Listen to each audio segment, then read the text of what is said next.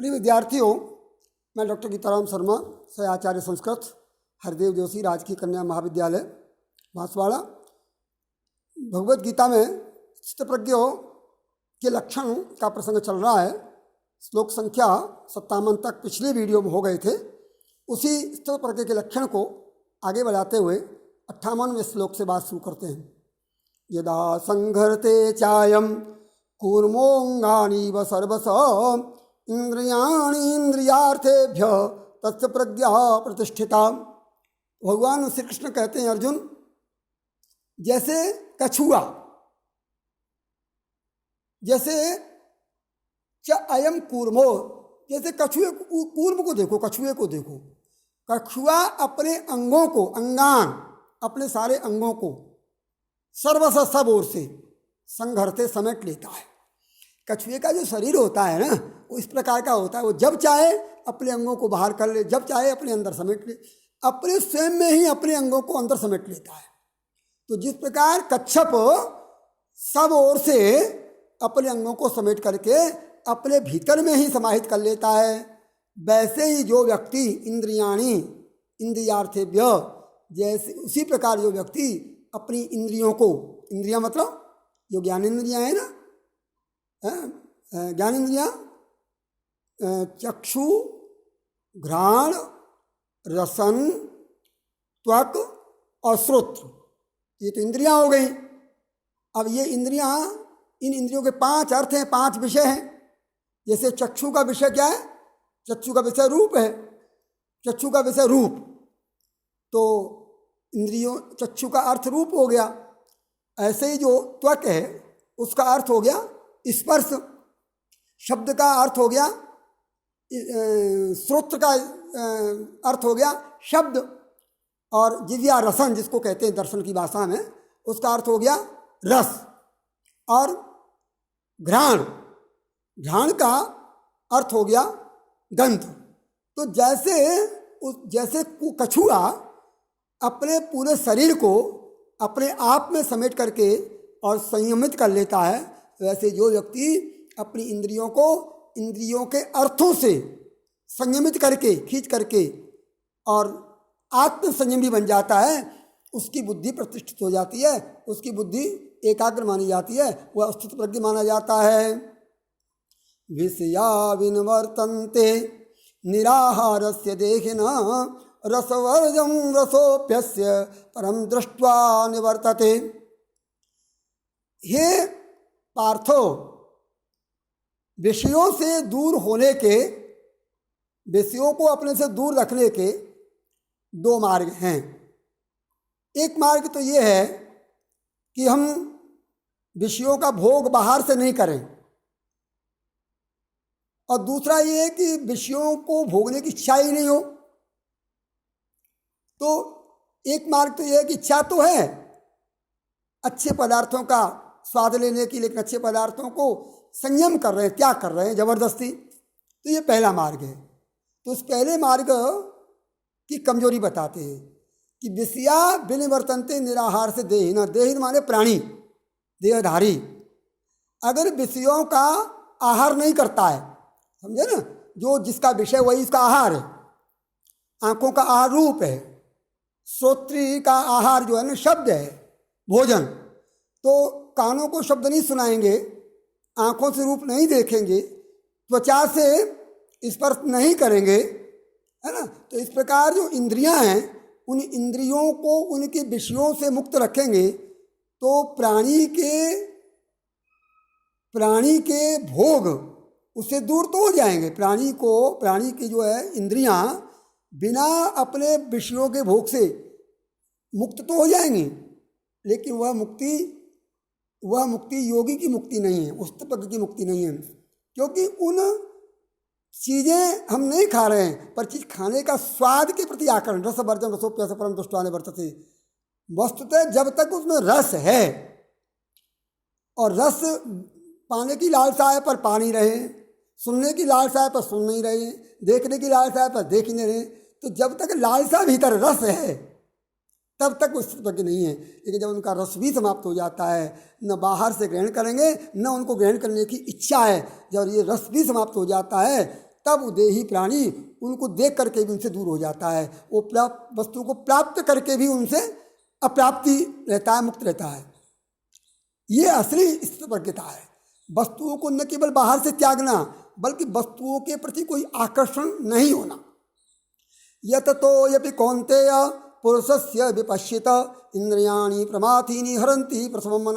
हे कौन्ती पुत्र कौन्तेय, हे कौन्तेय, जो मूढ़ विपश्चित मूढ़ व्यक्ति है, मूढ़ यहाँ उसको कहा गया है जिसकी इंद्रियां उसके बस में नहीं है, जो इंद्रिय सुखों को ही सुख माने बैठा हुआ है।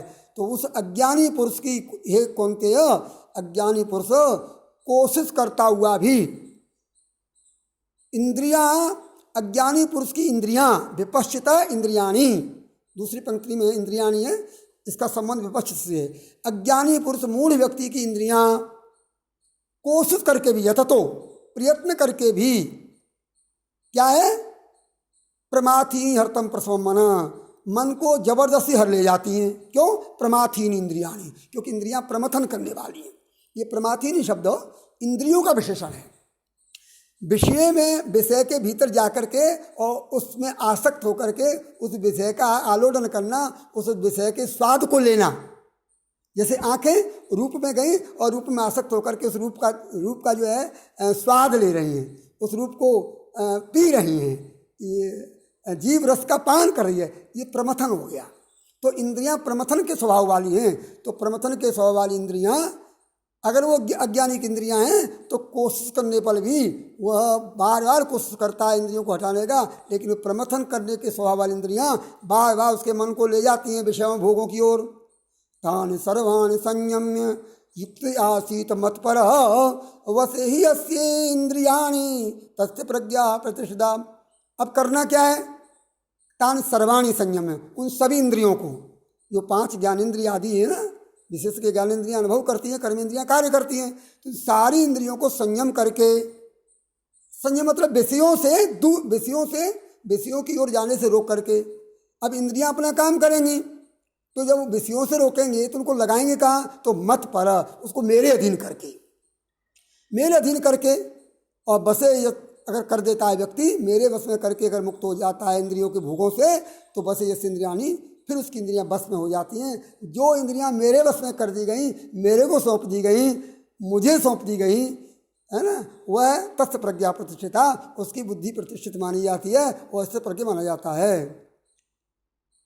आगे, ध्यायतो विषयान पुंस संगस्ते सुपजायते संगा संजायते काम कामात् क्रोधो विजायते। हे पार्थो, वस्तुतः पतन की प्रक्रिया है। व्यक्ति के व्यक्तित्व का क्षरण, व्यक्ति भोगी कैसे बनता है और भोग के कारण उसका पतन कैसे होता है। तो शुरू करते हैं, जिस वस्तु का ध्यान चित्त करता है उस वस्तु में उसकी आसक्ति हो जाती है।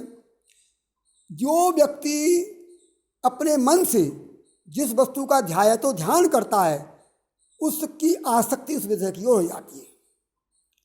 मान लीजिए मुझे एक बढ़िया, एक जोड़ी अच्छे कपड़े चाहिए और बार बार मेरे ध्यान में ही रहता है कि एक जोड़ी कपड़े आए, या बहुत अच्छी बढ़िया जो गाड़ी आए, तो मैं बार बार जो चिंतन करूँगा तो मेरी आसक्ति हो जाएगी। तो जब व्यक्ति ध्यान करता है तो उसकी आसक्ति हो जाती है। संगात संजायते काम है, संग आसक्ति पैदा हुई, उससे काम पैदा हुआ, इच्छा पैदा हो गई प्राप्त करने की।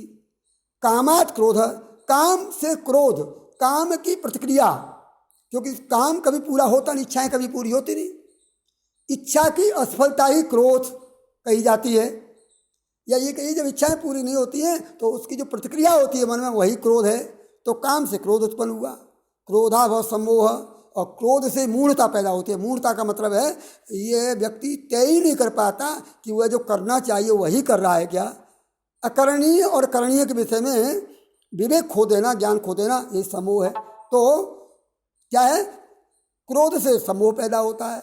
सम्मोहात स्मृति विभ्रम, और सम्मोहन से स्मृति का नाश। स्मृति मतलब हमारे व्यवहार, हम ये जिस बुद्धि से हम व्यवहार करते हैं, पहचानते हैं, कर्तव्य को देखते हैं, उसी का नाम, उस बुद्धि का नाम स्मृति है। तो जब सम्मोह होता है कि कर्तव्य विमूढ़ता आती है तो स्मृति का नाश हो जाता है, और जब स्मृति भ्रंश हो गया, स्मृति का नाश होते ही बुद्धिनाश है, बुद्धि का विवेक का नाश हो जाता है, और जब बुद्धि नाश हुआ तो प्रणश्यति, बुद्धि नाश होने पर पतन होता है।